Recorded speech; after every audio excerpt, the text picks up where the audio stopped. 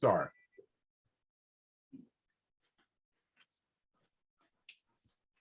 Welcome, my name is Ajamal Bynum. I'm the chair of the Moore Board of Organization, and Moore stands for Movement Omaha for Race Equity. We've been bringing a series of events to the community via Zoom and Facebook Live to talk about issues that are important and crucial to our community.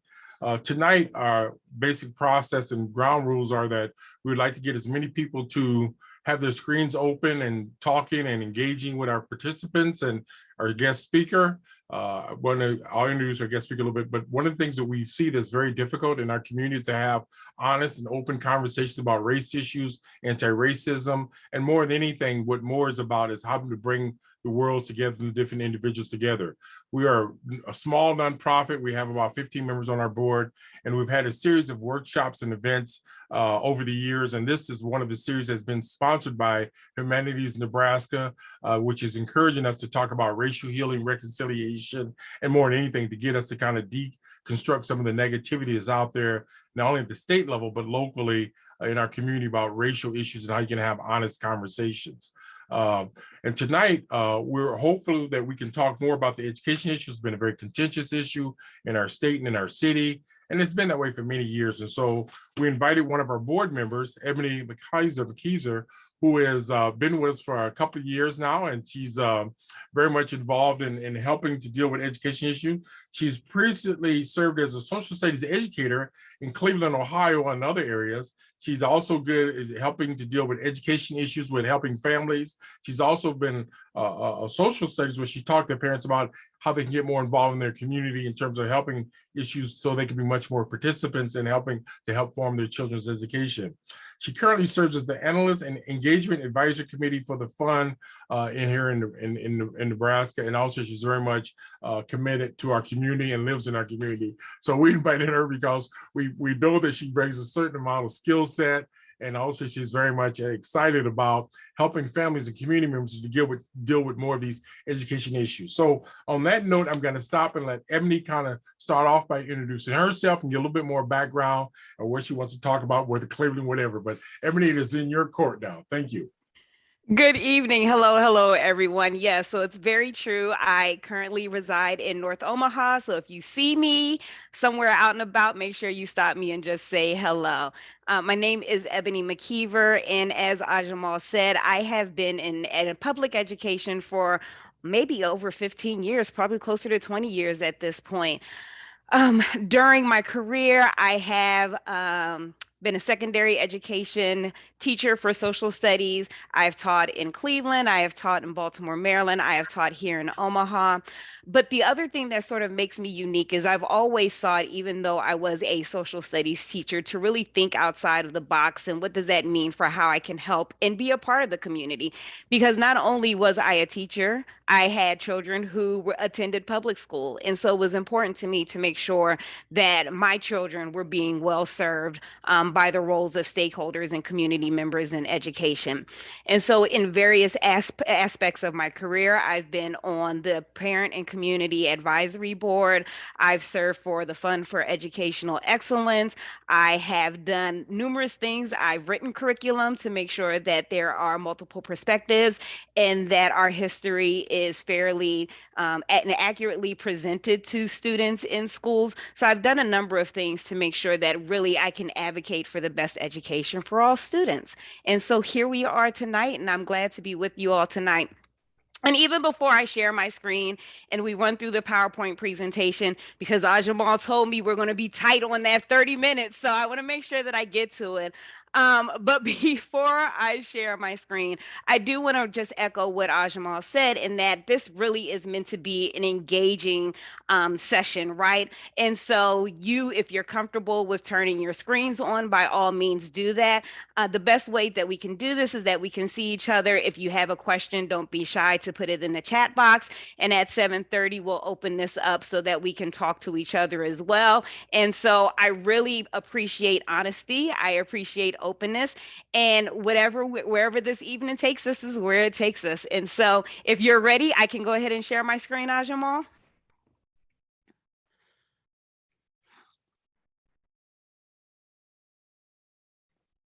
All right.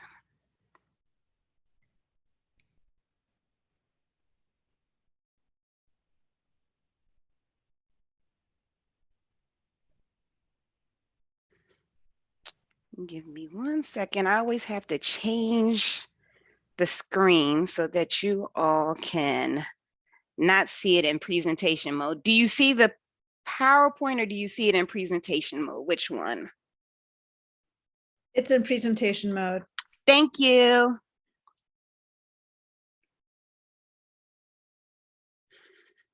Let me,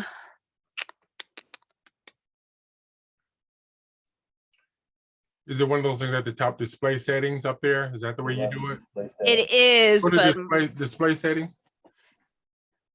I can't get the chat bar to go away. Let It's me not see. the end of the world. It just means we're seeing the next slide, but it's Yeah, let's see if I can. Well, we'll go through, and once the chat bar goes away, then I'll switch it so that we can duplicate the settings. But again, just to get started, so tonight we're going to be talking about race advocacy and education. And as I like to start with any PowerPoint presentation or any presentation that I do, when I talked about I want this to be an engaging session, I like to start with the circle of touch trust stones. And I actually got this from a colleague and somebody I just admire and value. And so when she started doing this, I thought this was such a great idea because I want this to be a safe space for all of us to be able, again, to communicate with each other and to feel comfortable in the conversations that we're having. Because when we're talking about race, it's not always an easy conversation.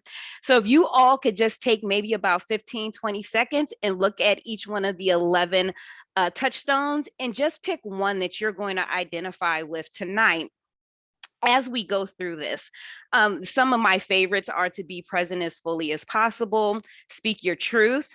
We're here to offer suggestions, but of course, you know that in this group tonight, we're not going to be able to fix all the issues that are a part of education.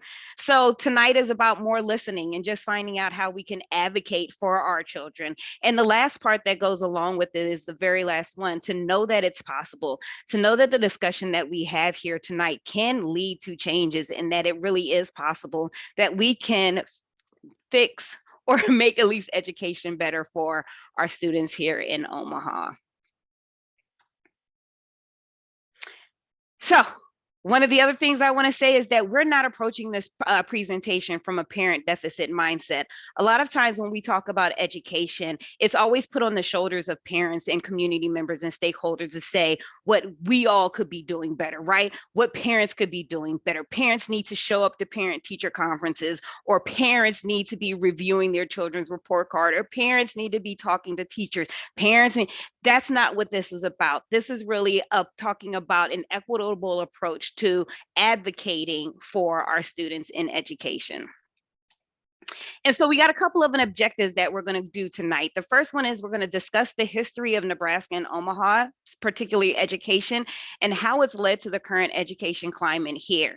And then we're also going to educate some of the education gaps and be able to identify opportunities for our parents and community advocacy.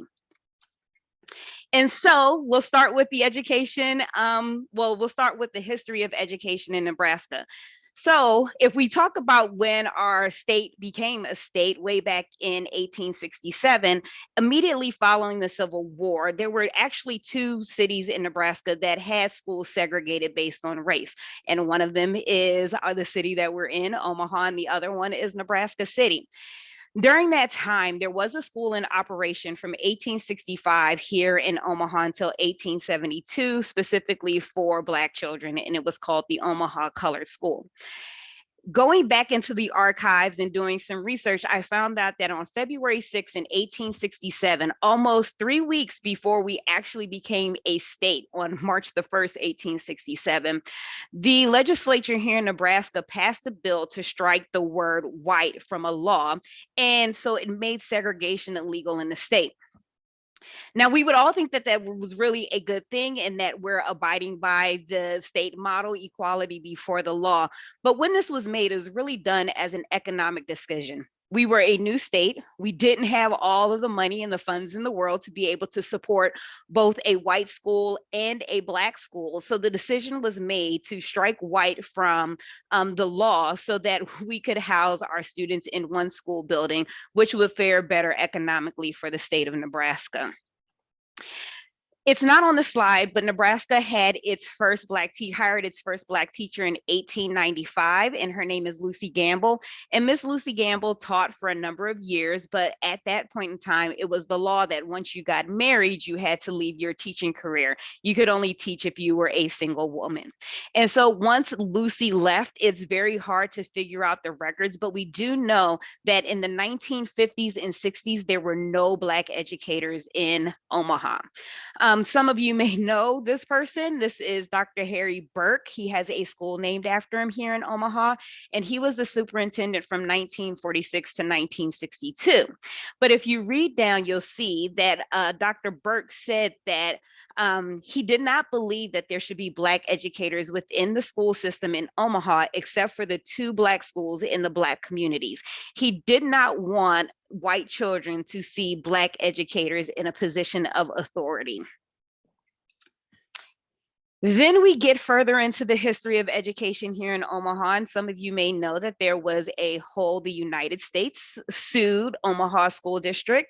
The case was filed initially August 10th in 1973 for discrimination against minority students.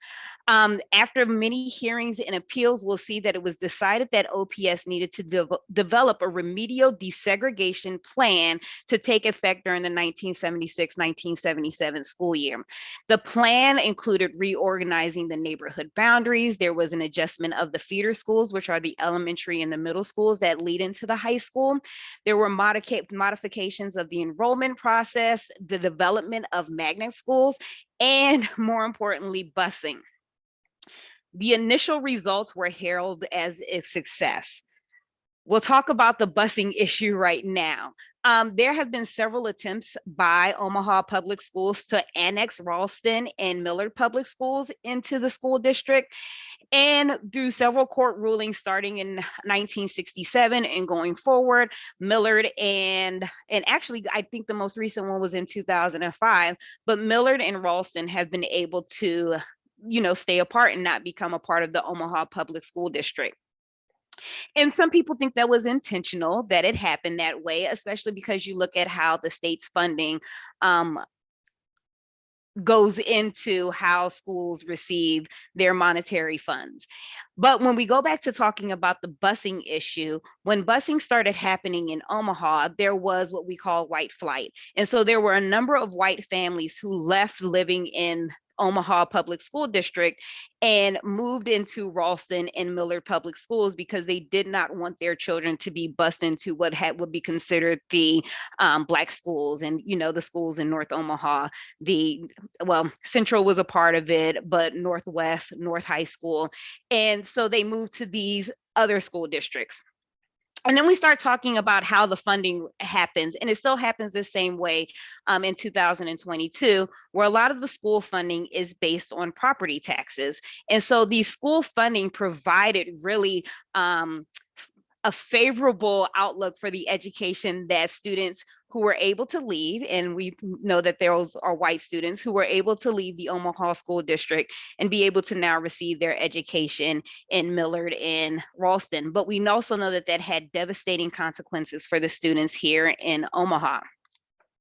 And so now that we've taken a look at the brief history of what education in Omaha looks like, we also know that there are some areas that there are education gaps that we look at. And the 4 areas that I've identified is this resegregation of Omaha public schools, or lack of diversity among teaching and student body. We have the student performance and achievement gaps. We're looking at the curriculum and instructional materials that are used. And we're also looking at this digital divide that has been really exposed in recent times since COVID.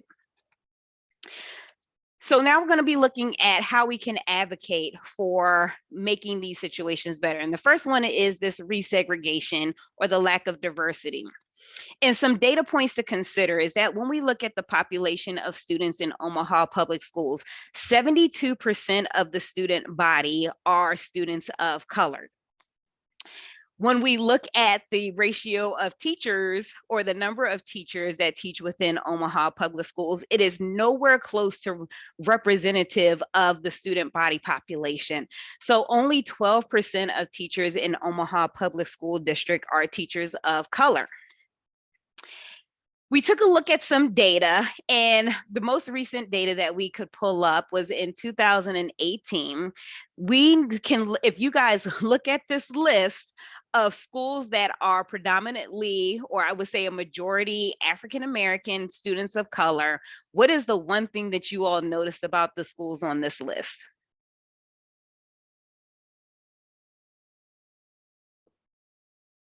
And I will actually wait for somebody to jump in. So Somebody you has can to unmute and talk. I can't answer Yep. that. Somebody got to help us here.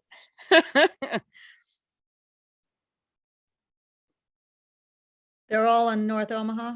You are exactly right. Ding, ding, ding, ding. Yes, all of the schools that are listed on the screen are all in North Omaha. There are actually a couple of more schools that, for instance, King Science is a school that is a majority students of color, but because you can already see the small print and I was running out of space, I did not add the additional schools that qualify in this list.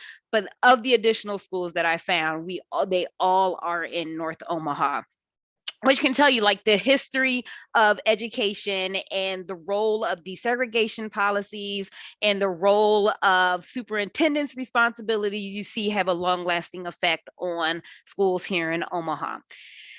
I pulled these graphics from EdTrust, and you can go and look at them right now if you want to. But this is about teachers in Omaha public school districts. So when you look at teachers, you'll see that among teachers in our school district, the percentage of teachers, which is the one in the brown, the percentage of Black teachers who work in the school with no other same race teachers, it's not that bad. It's about 12%. But when you were looking at the ratio from students to teachers, you see it's more concerning. So the number of students that attend school with no teachers of color at all, we have about 4% of Black students who are attending school that go to schools with completely white teachers. The percentage of Black students who attend schools with no other same race teacher, that jumps up significantly to 23%. So we have 23% of our students who are attending school that have no Black teachers. And then the percentage of Black students attending schools with at least 5% of the same race teachers jumps up again to about 40%. Now, 5%, when we talk about that in terms of numbers, right? I think if we're talking about 20 teachers in a school building, that means one teacher is Black. And so 40% of students, if there's 20 teachers in the school, that means that there aren't two Black teachers in the school. And then if you look at the data with Hispanic and Latino students, they seem to fare a little better than Black students, but we still see that the numbers aren't great, especially when we don't know specifically what that looks like. Again, it can mean that in a school of 100 teachers, that means that 5 of the teachers are Hispanic teachers. So now we start getting into the responsibilities from the state, from the district, and even our responsibilities as parents and stakeholders. If you have been following Omaha Public Schools lately, you know that they've introduced this new college and career academies and pathways. This is supposed to allow students can already choose what school they want to go to within Omaha Public School District and high school.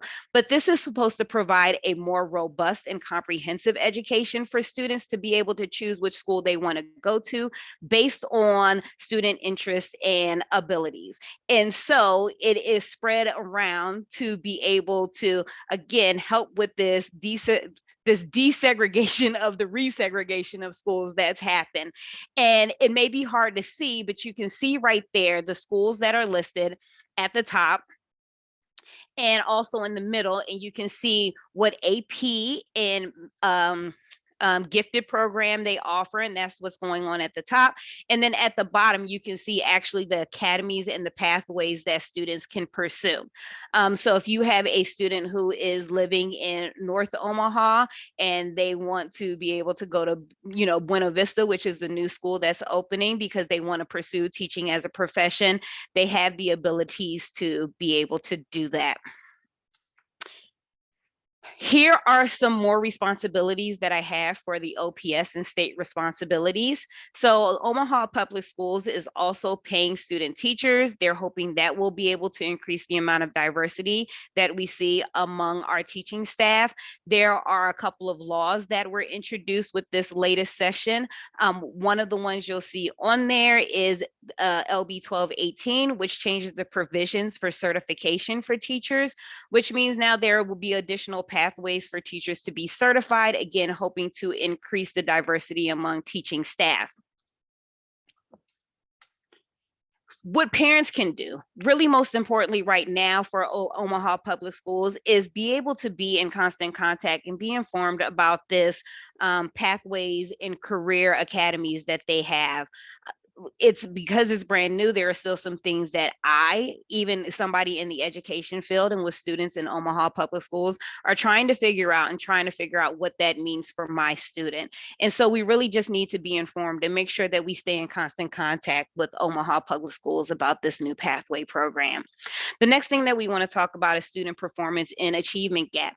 This is 2020, 2021, so last school year data on the state tests, state required testing, and this is for English language arts. If you're looking at the computer, the graphic on your left-hand side are for Black students, and the graphic on your on the right side is for our white students. And you can see through the grades, you can see that there are tremendous gaps. So there's a small gap between the 11th grade or between Black and white students in the 11th grade, which is about 5%.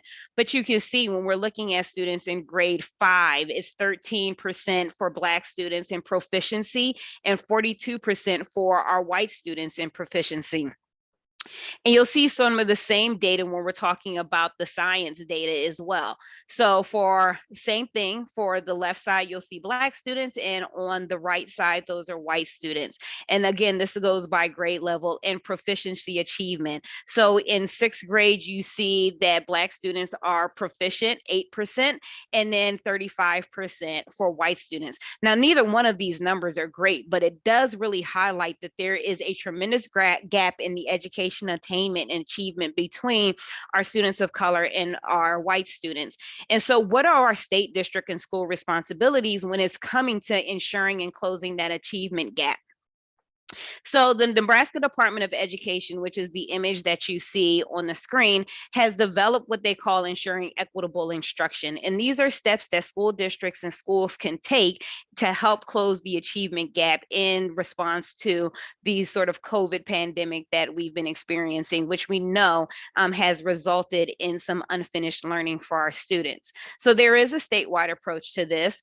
I looked for Omaha Public Schools' approach to how they're choosing to work to close this achievement gap. And really the information there was lacking, which is very telling to me. The best bet that we have, though, is this school level approach. And is really dependent on each school. And I want to highlight this as something that we can do. The school level approach, there are two things that I am not sure that we all know about as parents and stakeholders. The first one is the school parent compact.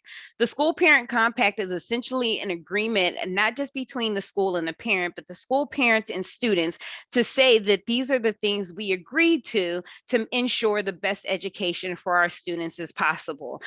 When I looked at the school parent compact for my children's school, and then I looked at it for a number of other schools, they were all very, very similar in their wording and changed very little in their wording, which means it's something that, we have just accepted as we have accepted, what am I trying to say? We've just accepted that the school parent compact is what it is, but I don't think any of us have really taken the time to sit down with our schools and say, how can we change this school parent compact to be the best document that it can be to ensure that our students are going to do well?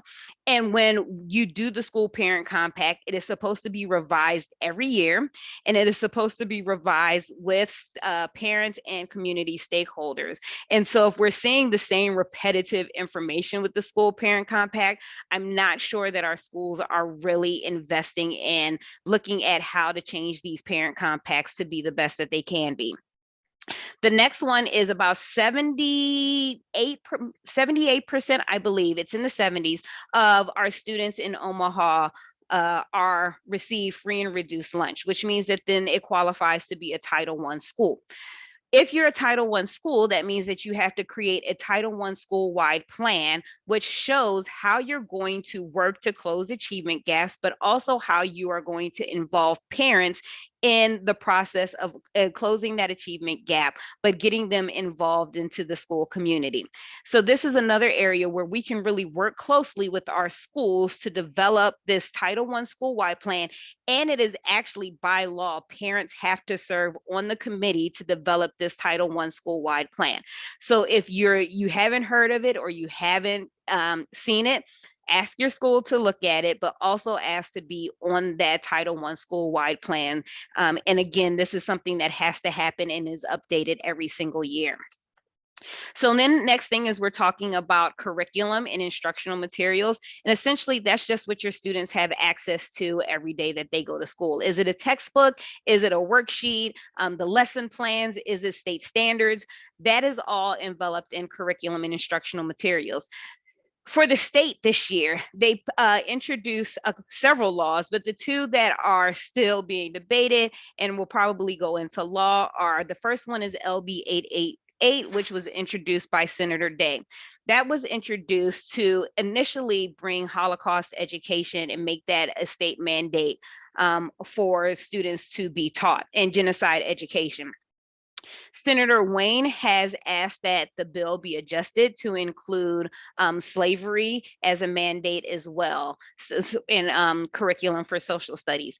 LB 1158 is the one it will become law to say that schools have to develop a policy and a plan that will allow parents and stakeholders and community members to be able to see instructional materials and have access to it, whether it's online or whatever the policy looks like, but parents have the ability to be able to access those instructional materials in school.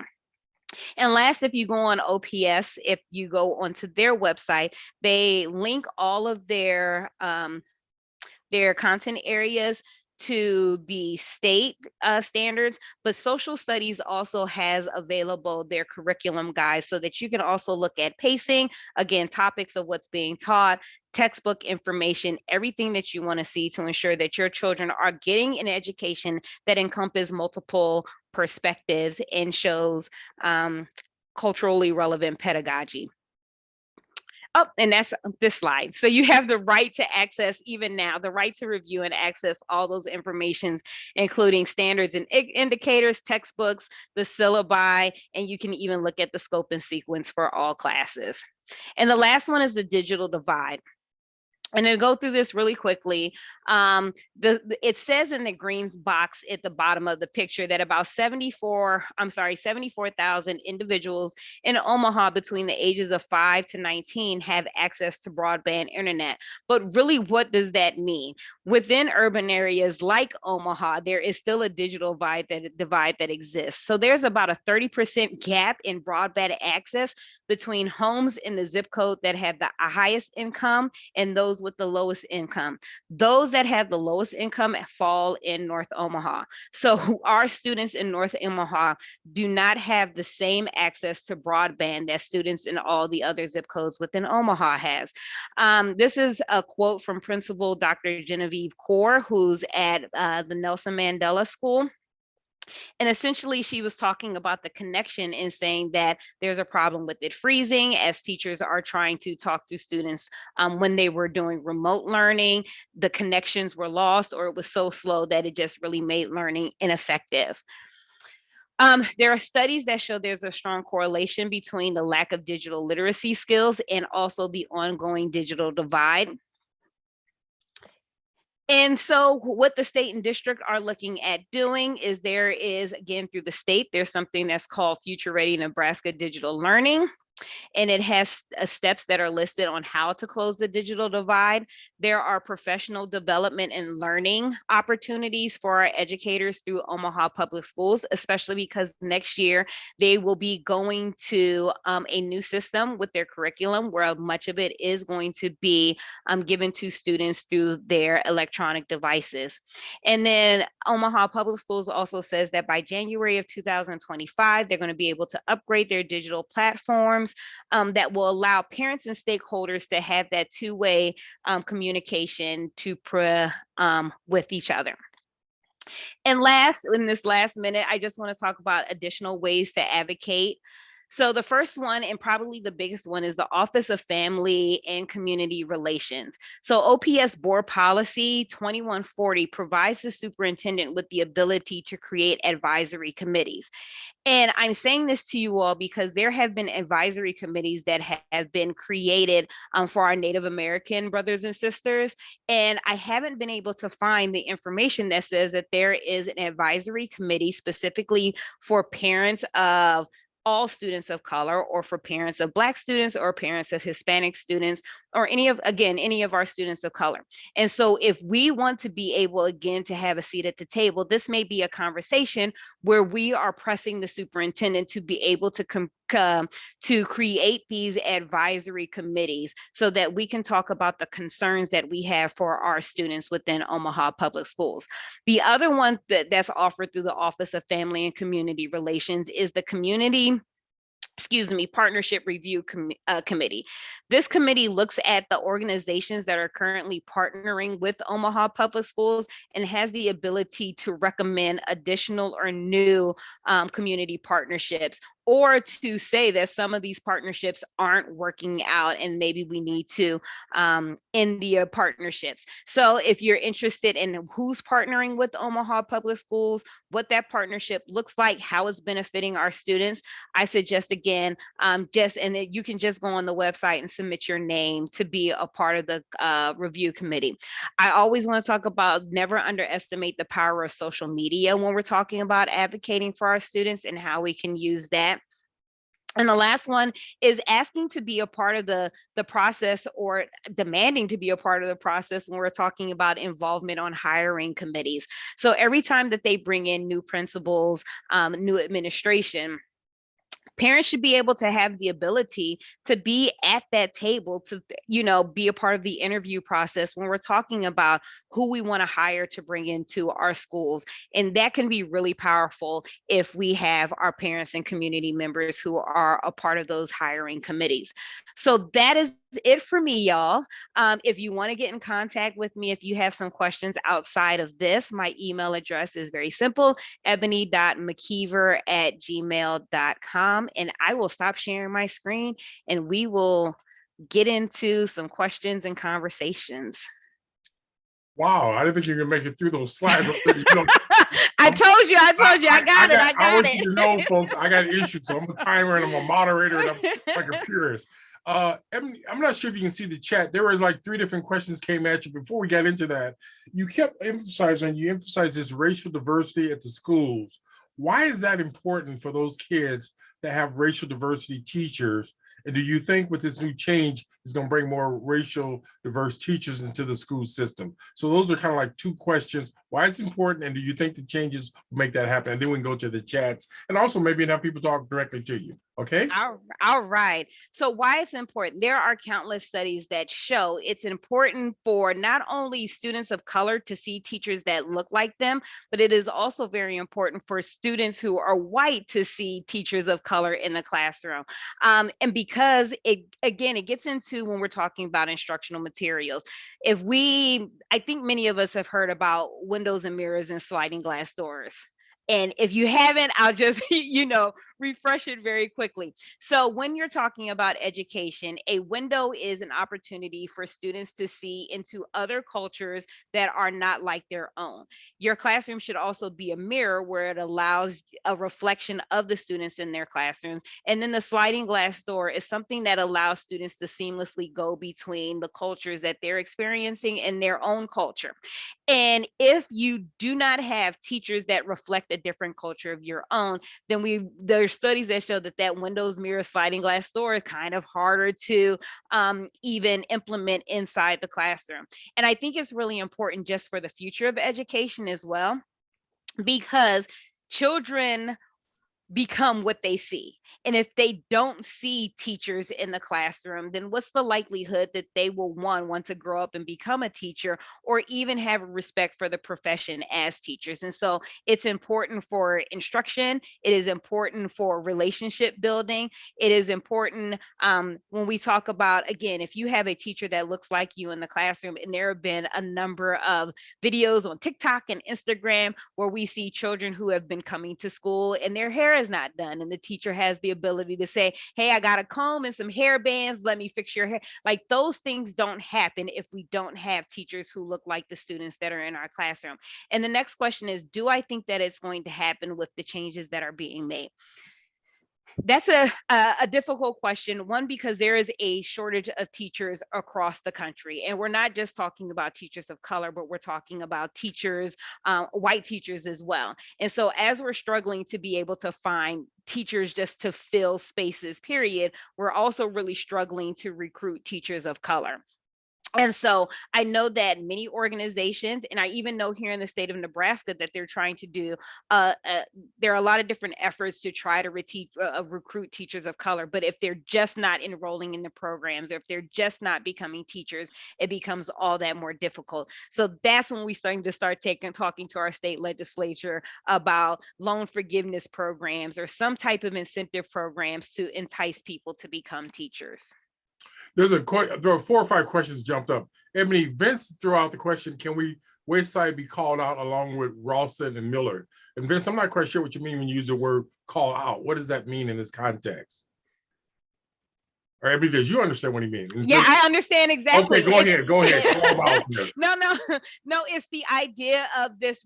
Remember we talked about earlier, the idea to annex Millard and Ralston within Omaha Public Schools, especially because we're talking about the funding comes from property values. And if the property values in these communities are significantly higher, we know that the children in these school systems, the education and curriculum and the materials that they receive are a little different than what OPS has access to, or the money to be able to spend. And West Side is also a part of the conversation as well, of where are parents leaving, especially where are white parents leaving and moving to. And it is those 3 communities, the ones that immediately surround Omaha Public Schools.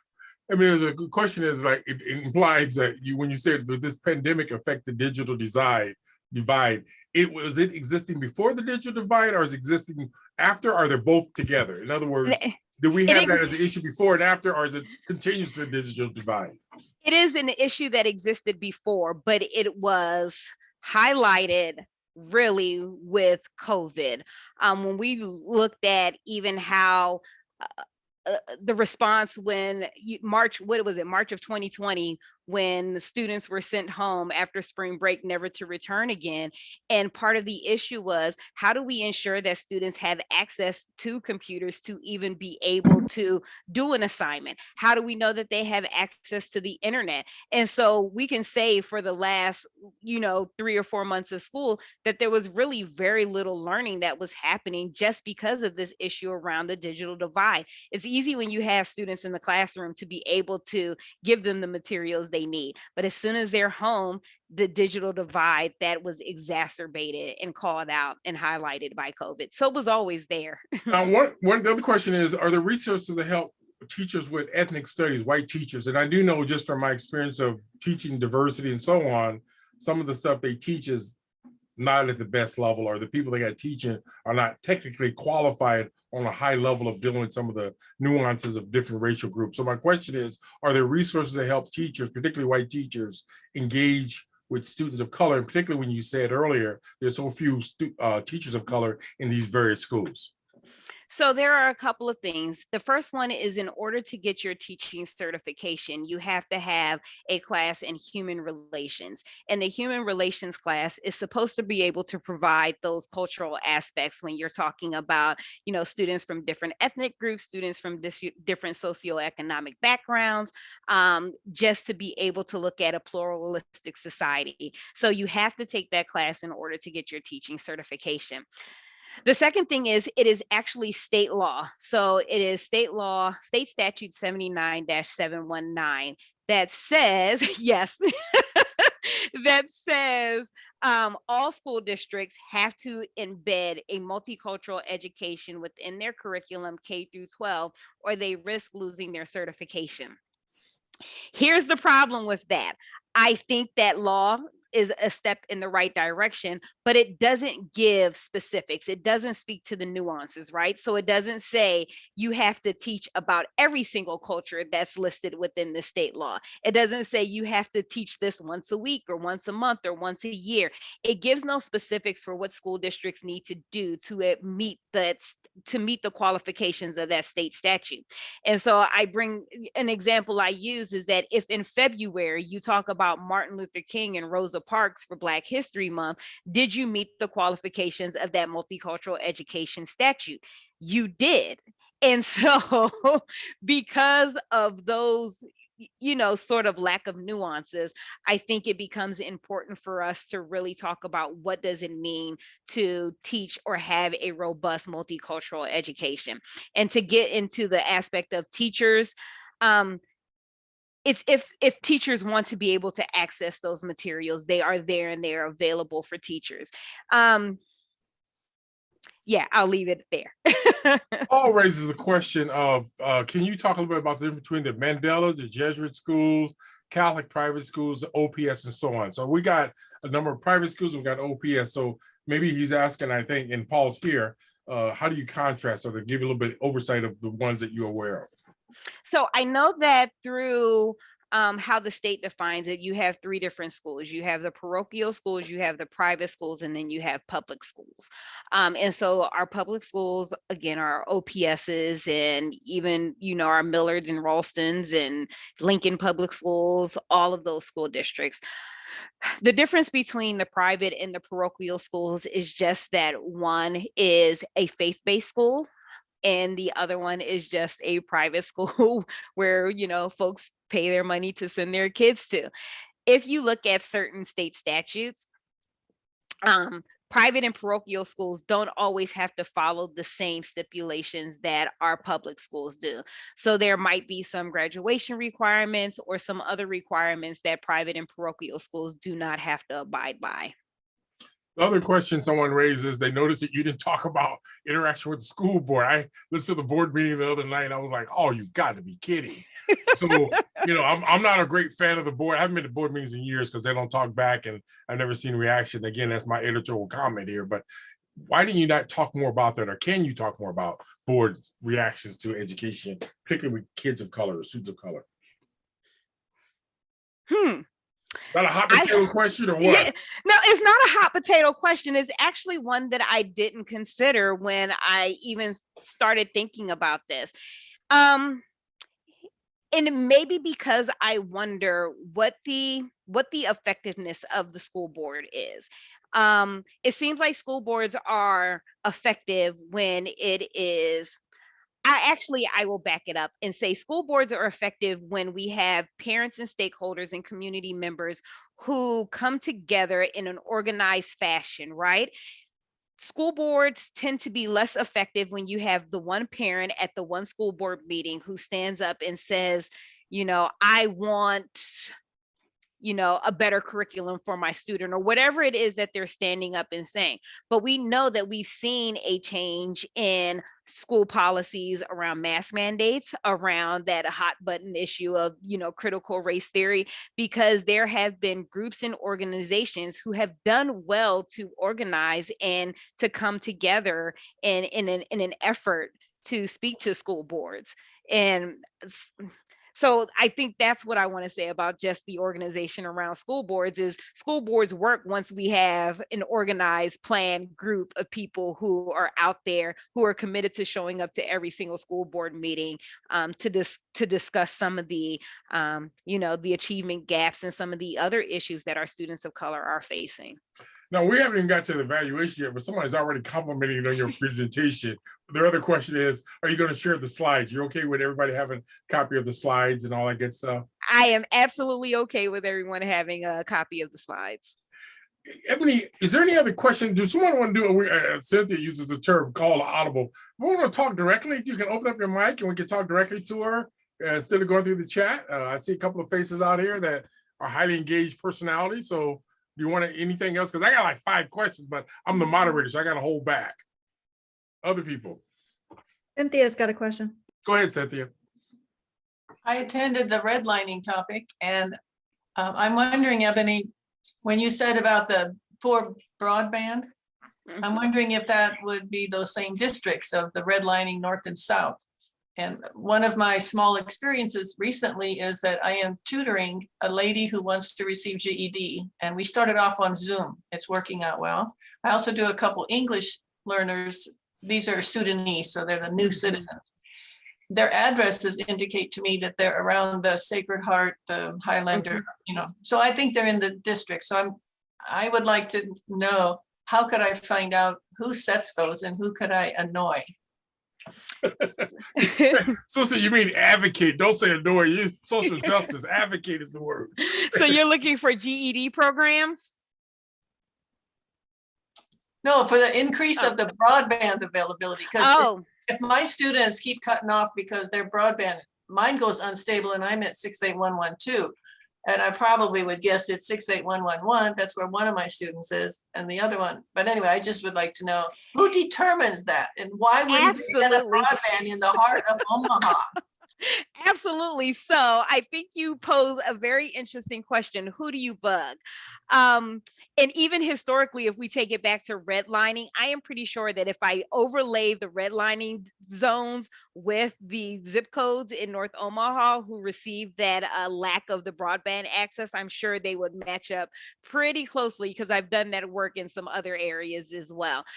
Who do we bug? So the question is, we can bug Cox. We can bug Cellular One. We can bug those major companies. I do know that the state of Nebraska has received, I think it's $20 million to increase broadband. Here's the catch though. It's to increase broadband in rural areas because the idea is that, hey, if you live in an urban area, you already have it and it's already great. And I don't think anybody's really highlighting the point that in North Omaha, broadband access isn't the same as it is in other areas. And because I don't hear too many people, ringing that bell, I'm not sure who to bug or how to bug them. I don't know. So I didn't answer your question, but I know that really the focus is because they want to increase broadband in rural areas, and that's the focus. Well, we can also I go to was city happy council. about that because I was happy because I'm a rural person and I know teachers out there who, even my family, they have to go to the edge of the road. But the city, to know that the city, to me, that was brand new and I need to do some action on it. Well, the city council is another one. I know that they've been working on that and they control the Cox thing. So again, any elected officials, even school board members, talk to all of them because I think they should come together. Paul, you had your hand up. Paul, you want to say something? Yes, this is less a question than a comment. I was an OPS student in 1976. I was a sophomore at Central, and I don't remember having any awareness of that lawsuit and the desegregation efforts that Ebony was talking about in her presentation. And I just wanted to throw that out there. Hopefully we're better about this sort of thing 50 years later, but whether we are or whether or not, it takes conscious effort on those of us with our eyes on the issues to make sure that the awareness is out there to everybody else too. I hate to jump in here, but my mother was one of those 7 interveners, and I tell the story that I was at UNO one day, and a professor of education who did education law offered to come and talk to her class for free about the backdrop of the story. And you'd be surprised some people don't know that we were a segregated school district. The OPS got dragged into court like a whining dog and got whooped by 7 women about segregation. And even then they didn't do some things correctly. But yeah, it's not taught well in the school law at the graduate level. That should be a major part of their course requirement. And I don't think it is, even though the book is about as thick as a telephone book in that course.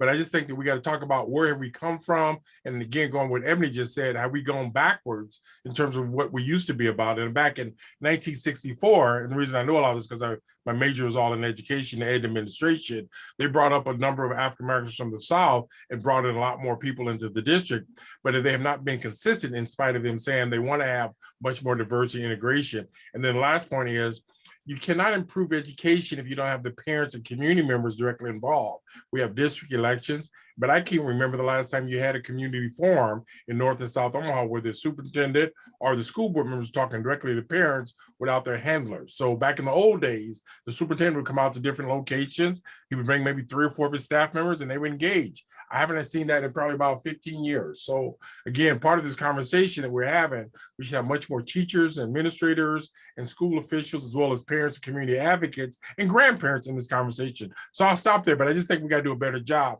if we're going to deal with some of the crises I've heard from that board meeting last Monday. Is there another question out here I see? Council Bluffs has free citywide broadband. Is that you, Karen? You know about that? Are you serious? Wow. Yep, if they can do it, we can do it. Well, not if we're building a trolley and giving all our TIF money to other people who got lots of money and giving tax, whatever. Other questions for Ebony. I don't want to take away from Ebony's thunder because she's throwing out some Dawn has heavy a light. question. Dawn's got one. Okay, go ahead. What about Don, hearing welcome, from welcome. I students? haven't seen you in years. I got to call you out because you haven't checked in with the gurus. Go ahead, Don. Hey, I texted you and I I know. see you at the 360 meetings. I know. You're right. I'm giving you a hard time. Go ahead. I love it though. That's your important role. It makes me feel loved too. What about hearing from the students? Like, it's awesome to hear from all the grown-ups, but what about the students? No, you're exactly right. Like students are an integral part of the conversation, and we need to be having more conversations with the students because the students know what they want. A lot of times because, we get these fancy degrees or we've been doing it for so long, we assume that we know what the students want, and we'll find that actually we don't know anything. And so the students will be able to tell you, even in the article that came out, what was it, on Sunday, about what's happening primarily at Central High School and OPS. While some of the information is not shedding, Central High School in the best light, the other part is that they're having conversations with the students about what the students are seeing and how the students think the problems can be solved. And so if we want to start there, the conversation doesn't need to be, okay, what can you, like you said, what can the grown-ups do to fix the problem? Students know how to fix the problem. We just need to listen to them. Good, thank you. Excellent. Other feedback, other reactions.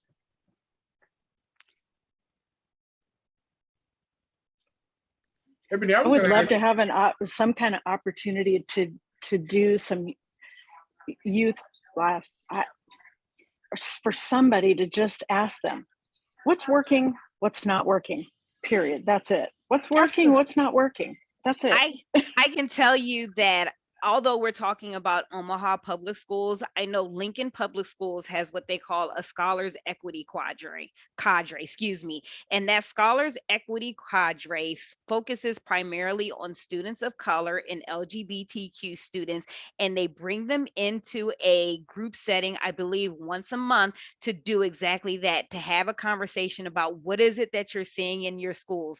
What is it? How can we improve? How can we be better? And also, when you guys graduate, we want you to come back and talk to the students who are going to be in the cadre 3 and 4 years from now to empower them and to help them be able to give them voice. And so I know Lincoln is doing it. Maybe we can, bring that model here to Omaha Public Schools. Well, I'm from Lincoln Public Schools, and an effective thing possibly I'm thinking about is bring a little shade on, not shade, Yeah. but shame somebody into doing it. Like, wow, well, Lincoln's doing this. They're very progressive and we're supposed to be. Mm-hmm. How about we play some catch up? Yes, And maybe you can outshine Lincoln. Who knows? yeah, absolutely. Yeah, that Lincoln Scholars Equity Quadrate is amazing in what they're getting those students to do and how they're getting students to think about education and their role in the education system. It's one Ebony, way to help get new teachers too.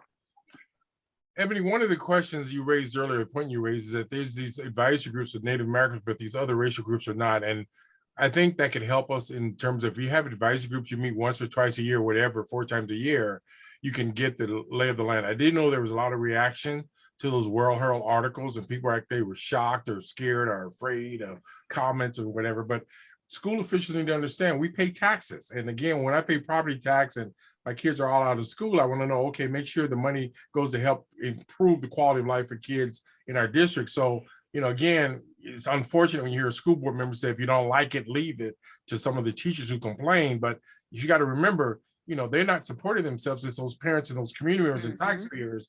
And again, one of the things about private schools, people get tired of some of the politics and they take their kids out and go to private schools, and people get mad at them for doing that. But again, part of it is how you treat people and how you respect them and how you act towards them. But you don't listen to people say things, then turn around and slam at them and say, you shouldn't like this or that or leave, whatever. And again, I'm listening to that school board meeting and I was somewhat embarrassed by this statement.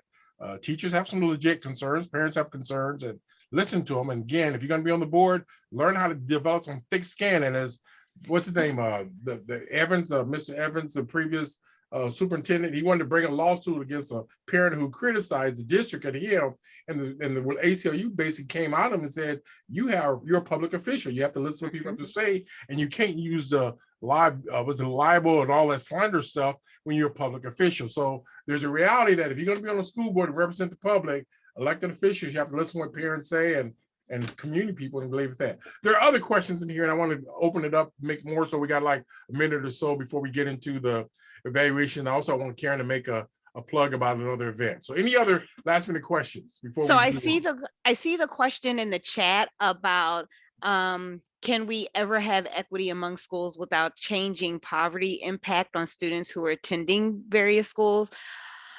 You're hesitating too long now. Well, I'm thinking about that question. And so so let me say that I have my concerns when we talk about schools that create pathways here and when you have academies here. Because what happens is, and I've seen it happen in other cities, where some schools rise to become the cream of the crop, and then the other schools that don't do so well. So then you have a number of students within the same district who are fighting to get into, 2 or 3 schools, and then the other schools continue to suffer. And so I'm trying to think of a way where, we expect the same from all of our schools and neighborhood schools. And yes, if your student has an interest, that interest should be pursued, but you shouldn't also have to leave North Omaha and go to, West or South Omaha to be able to pursue your interest. That should be available at every school. And so I'm just wondering, I'm just thinking through that question. I mean, we're about a couple of minutes away from the ending. I want to end right on time. Karen, did you want to say something about some upcoming events that Moore is sponsoring or participating in? Oh, wait. One more question. I really got to answer this. Has Omaha thought about charter schools? So very quickly, Nebraska is actually, I think, one of maybe 2 states that has it where you cannot have a charter school in the state. So they haven't thought about it just because charter schools are not allowed in the state. Okay, good. Thank you. Karen? Thanks, Ajmal. So we've got our 2 next upcoming presentations. We're going to have on Tuesday, April 12th from 7 to 8 p.m. We'll be interviewing Dr. Donna Polk. She is the CEO of the Nebraska Urban Indian Health Coalition, and she's going to be talking about how her own personal experiences with racism have fired her activism and engagement in Native American health and well-being. And then on Tuesday, April 26th, from 6:30 to 7:30, we'll be interviewing Joanna LaFleur, and she is the first paid executive director of the Malcolm X Foundation. And she'll be talking about some of the anti-racist work that the foundation's doing in the Omaha area, and how, as the new ED, she's going to be, what changes and plans she's got. Thank you. That's it. Oh, For Don, I me, see you your can, hand is still up real quick. Don, did you want to say something real quick? Because we got to close out.